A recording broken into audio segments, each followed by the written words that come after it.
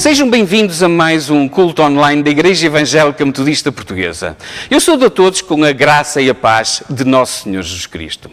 Hoje é o dia do Senhor e por isso nós estamos alegres, pois este foi o dia que o Senhor criou para o louvarmos e adorarmos, para nos aproximarmos dele ouvindo a sua palavra, para podermos orar, conversar com ele através da oração e também para o podermos, através da música, do canto, dos salmos, podermos bem dizer o seu nome e assim o louvarmos e adorarmos com alegria.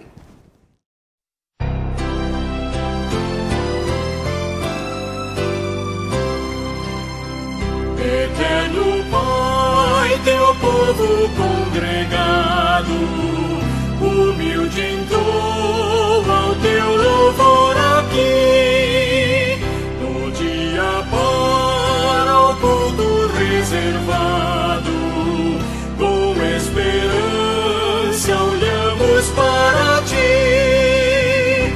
Deus santo, livre, ó grande Deus, tomamos com fé singela e reverente amor, e como atentos filhos procuramos ciência na palavra do Senhor. Jesus, aos teus benditos pés sentados, queremos teu conselho receber, e sendo por ti mesmo doutrinados, de mais em mais na santa fé crescer, do mundo e seus encargos retirados, queremos descansar em ti, Senhor, mirando os ricos bens entesourados na plenitude do teu vasto amor.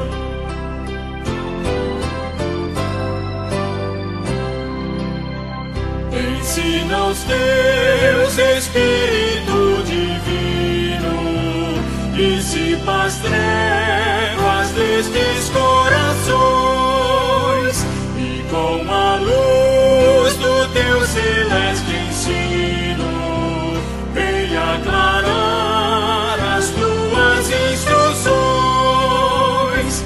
Aviva em nós as forças da memória, pois sempre mais queremos conhecer o Rei dos céus, o Cristo cuja glória eleva os santos anjos de prazer.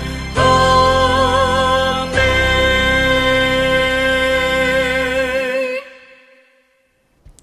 Amados, vamos ficar em oração invocando a presença do nosso Deus. Paizinho querido, nós estamos gratos por tudo o que tu tens feito, porque nós sabemos que tu és bom em todo o tempo. E nós pedimos que estejas agora com cada um que está a assistir a este culto online, para que a tua presença seja viva nos nossos corações e para que a tua palavra seja transformadora nas nossas vidas. Senhor, fica com cada um de nós, fala connosco de uma forma muito especial neste dia. É o que nós te pedimos, em nome de Jesus. Amém. Julga-me, Senhor, pois tenho andado em minha sinceridade, tenho confiado também no Senhor, não vacilarei.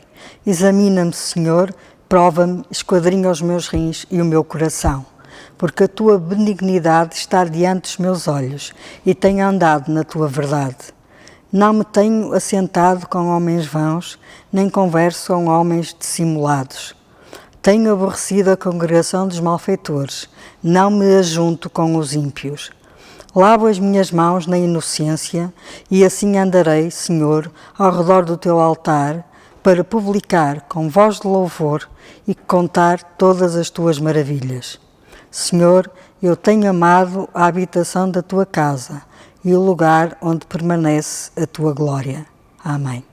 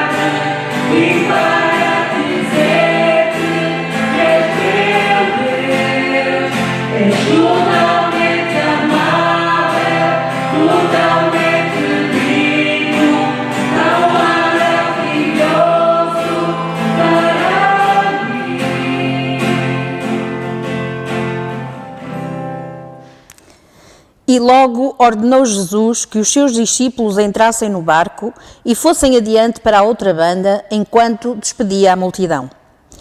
E despedida a multidão, subiu ao monte para orar à parte. E chegada já a tarde, estava ali só. E o barco estava já no meio do mar, açoitado pelas ondas, porque o vento era contrário. Mas à quarta vigília da noite dirigiu-se Jesus para eles, caminhando por cima do mar. E os discípulos, vendo-o caminhar sobre o mar, assustaram-se, dizendo: é um fantasma! E gritaram com medo. Jesus, porém, lhes falou logo, dizendo: tende bom ânimo, sou eu, não temais. E respondeu-lhe Pedro e disse: Senhor, se és tu, manda-me ter contigo por cima das águas. E ele disse: vem. E Pedro, descendo do barco, andou sobre as águas para ir ter com Jesus. Mas sentindo o vento forte, teve medo, e começando a ir para o fundo, clamou, dizendo: Senhor, salva-me! E logo Jesus, estendendo a mão, segurou-o e disse-lhe: Homem de pouca fé, por que duvidaste? E quando subiram para o barco, acalmou o vento. Então aproximaram-se os que estavam no barco e adoraram-no, dizendo: És verdadeiramente o Filho de Deus. Nós estamos a viver um ano que a vários níveis se está a revelar bastante complicado. Qualquer previsão feita no final do ano anterior tem saído naturalmente frustrada, ou melhor, não é de uma forma natural, é de facto devido ao que tem acontecido, aos acontecimentos deste 2020. Para muita gente é um número, diria que é a bater, muito pior que um 13 ou um 666, que não teriam hipóteses nenhumas de ganhar uma votação do pior número de sempre ao pé deste 2020. Mesmo para o crente, que não deve ser supersticioso, nem fazer com que a numerologia altere o seu estado de espírito, os tempos têm-se mostrado difíceis e agitados, como se estivesse num barco, no meio de um mar revolto e de uma tempestade agressiva. Mas há algo que nós temos e que nos dá tranquilidade e esperança, que é a palavra de Deus. E este algo é alguém, afinal, é uma pessoa, é Jesus Cristo. E neste episódio do Evangelho, que se segue ao da multiplicação dos pães e dos peixes, nós começamos por ver Jesus a tentar e a conseguir separar os seus discípulos da multidão, porque a agenda de Deus a tal obrigava. E Jesus sempre mostrou ter fidelidade ao Pai, mantendo com ele uma relação muito íntima e intensa, levando-o a passar horas a fio, em isolamento social, mas em comunhão e em oração com o Pai. Durante este longo período de silêncio e calma, os discípulos de Jesus esperavam e desesperavam, em pleno mar da Galileia, dentro de um barco de pesca que ia sendo arrastado cada vez para mais longe, fustigado pelas ondas provocadas pelos fortes ventos que vinham do lado do Mediterrâneo. E embora também fosse conhecido como o Lago de Tiberíades, não pensem que o mar da Galileia era um laguinho ou uma albufeira, lá por ter esse formato quando visto de cima, digamos assim, quando visto num mapa. As tempestades marítimas eram, e ainda são, muito frequentes, não sendo por isso de estranhar que os Evangelhos contenham vários episódios, como este que lemos hoje, que confrontam o estado de espírito dos discípulos com a atitude de Jesus e o seu poder e autoridade sobre as forças da natureza, não fosse Jesus Cristo o Senhor da natureza, fazendo com que, com uma só palavra, os ventos cessassem e o mar acalmasse. Neste caso, Jesus não está com eles no barco, mas vai ter com eles, caminhando centenas de metros, assim supomos, sobre as águas. Nós podemos imaginar este episódio como uma tira de um livro aos quadradinhos, que começaria com o momento em que Jesus se faz à água, até aquele em que ele se encontra dentro do barco. E num dos quadradinhos nós vemos a reação dos discípulos quando conseguem avistar um vulto que andava como Jesus, que vestia como Jesus, que tinha toda a aparência de Jesus, mas que não podia ser Jesus. Pois eles sabiam que o seu mestre era mais pesado que a água. Nem era preciso estudar física para o saber. Bastava a experiência. E concluíram, pois, os discípulos que só poderia ser um fantasma. E então, no quadradinho seguinte, nós assistimos ao sentimento que esta aparição lhes causou. Um susto medonho que os fez desatar num berreiro que só foi travado com as 3 palavras que Jesus lhes proferiu. Coragem, sou eu, não tenham medo. Jesus vinha caminhando sobre as águas do mar, demonstrando com este ato sobrenatural a sua natureza divina. Nós não sabemos até que ponto é que o discípulo Simão Pedro tinha consciência desta natureza divina de Jesus, mas uma coisa nos parece evidente, é que Pedro reconheceu o poder extraordinário que Jesus tinha depois de este se identificar, quando disse, sou eu, e à medida que se aproximava do barco. O que é que Pedro fez, afinal? Podia ter esperado que Jesus chegasse ao barco. Não sabemos se ele sabia ou não nadar. Mas, apesar das ondas, Pedro não resistiu à presença iminente de Jesus e procurou abreviar esse tempo de espera, mostrando que tinha o desejo de ir ter com ele. Porém, reparem, Pedro não disse, Senhor, eu vou ter contigo. Mas sim, Senhor, manda-me ter contigo. Pedro assumiu a sua fé e confiança no poder de Jesus e suplicou, como se de uma oração se tratasse, que Jesus o chamasse para junto dele. Certo de que a sua fé lhe permitiria imitar Jesus, ser, nem que seja por alguns minutos, igual a Jesus. É Pedro que pede a Jesus para o mandar e ter com ele, e só avança quando Jesus lhe ordena que avance. Pedro ora a Jesus para que este o chame. E estou em crer, caríssimos irmãos, que quando Jesus chama, isto é mais que um convite, é uma ordem que ele decida com alegria. Os convites podem ser recusados, mas quando Jesus, pela sua irresistível graça, chama o pecador, quando diz, vem, como disse a Pedro, este é um convite que é impossível de ser recusado. É uma ordem que é cumprida com alegria, com entusiasmo, com gratidão também. E esta chamada de Jesus é também uma resposta à oração daquele que clama a Deus, chama-me, porque se tu não me chamares, e eu, por minha própria vontade, sou incapaz de saltar deste barco e de ir ter contigo. Jesus busca o pecador, mas nesse processo coloca no coração do pecador o desejo e a vontade de ser chamado por ele. Senhor, puxa-me para ti, eu rendo-me a ti, Senhor, pois eu sou teu e tu és meu. E Jesus diz então, vem, de um modo que é impossível de recusar, de desobedecer, porque o pecador responde com o coração regenerado, tal como fez Pedro, saltando logo do barco e caminhando por cima da água em direção a Jesus, usando o poder sobrenatural que este lhe concedera. Mas logo a seguir vem outro quadradinho que contrasta drasticamente com o anterior. É que, começando a sentir a força do vento, há um sentimento duplo também que assalta Pedro, que é, por um lado, medo e, por outro lado, uma sensação de insegurança, tornando-o incapaz de dar uso ao tal poder que o Senhor lhe dera e, então, Pedro começa a afundar. Não sabemos se Pedro estava mais perto de Jesus ou dos companheiros que estavam no barco, ou se haveria alguma possibilidade de ele se salvar da morte por afogamento. No entanto, Pedro não confiou em mais nada nem em mais ninguém que o pudesse salvar, senão em Jesus. A única possibilidade que ele tinha de ser salvo. Mais que uma possibilidade, era uma certeza. Ele tinha a certeza que seria salvo por Jesus. Apercebendo-se que a sua salvação por meios humanos era então impossível, e apesar das suas dúvidas, das suas inseguranças, Pedro confiou em Jesus como o seu único Salvador. E então suplica-lhe, salva-me, Senhor. E este é um quadro maravilhoso que mostra o diálogo entre o pecador e o Salvador. E mostra qual deverá ser o grito de súplica do pecador arrependido, ou que está disposto a arrepender-se. abrindo o seu coração a Jesus, depositando nele a sua confiança plena, dizendo: eu sou um pecador, eu preciso de ser salvo, por isso salva-me, Senhor. Pois eu confio em Ti, eu confio no poder do sangue que derramaste na cruz. Sem a Tua salvação, Senhor, eu estou perdido.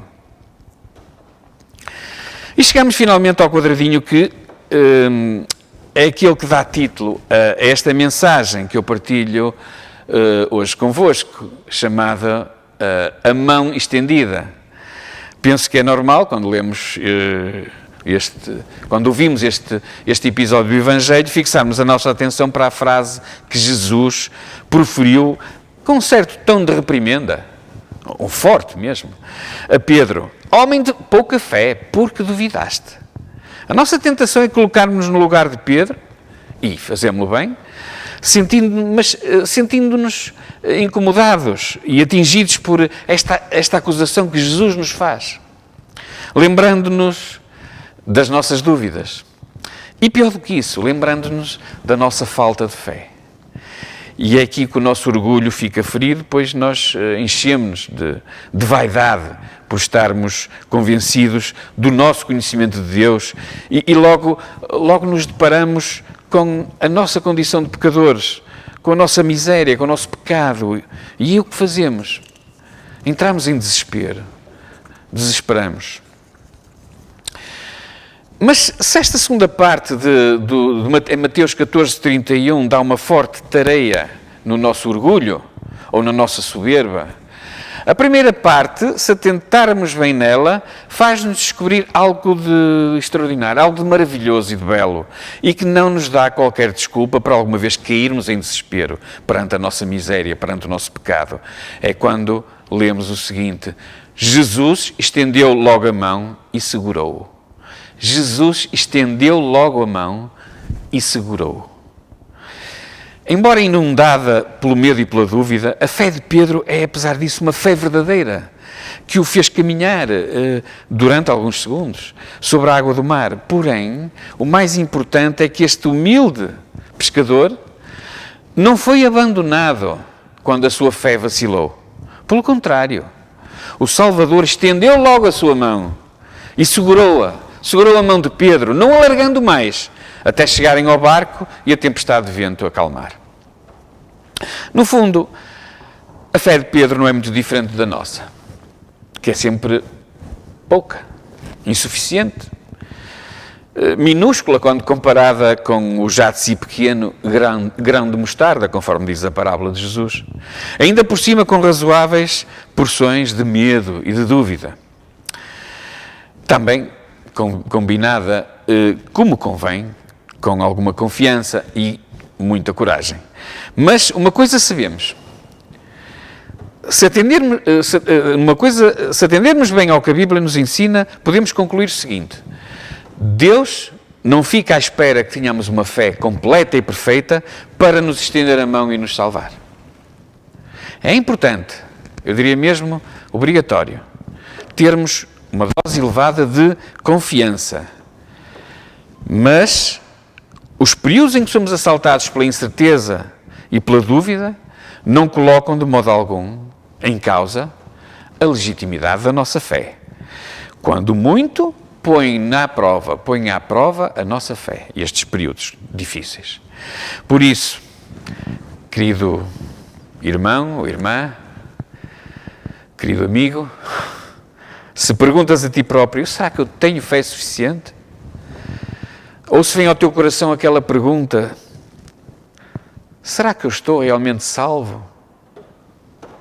Se lutas com estas dúvidas, com estas incertezas, não percas a esperança, pois quando Jesus nos diz, seja de que maneira for, a tua fé te salvou, Ele não volta atrás, o processo é irreversível.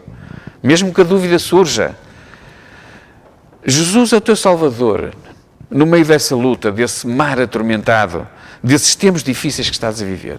Jesus é o teu Salvador. Estende a tua mão a Jesus, pois Ele já te comprou, e comprou-te a um preço muito elevado. Por isso, tu és muito precioso para Ele. És muito precioso para Jesus.